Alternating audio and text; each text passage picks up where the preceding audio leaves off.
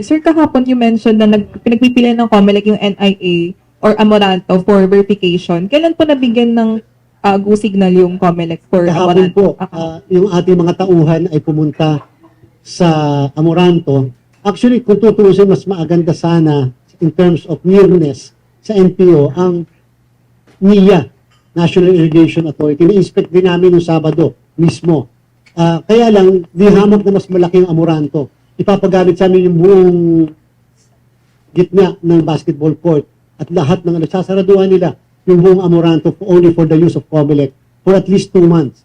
So again, yung pasasalamat namin sa local government ng Quezon City. We will be deploying several security personnel, PNP personnel, including the members of the armed forces. We will also allow members of the media to visit, go there, inspect, and the observers can stay there, including the citizens' arm. Naka-livestream din yon. Pinapalagyan na natin ng live streaming. Sir, aside po sa mga nabanggit yung measure, ano po yung assurance na magiging secure yung verification given that basketball stadium siya and malaking space?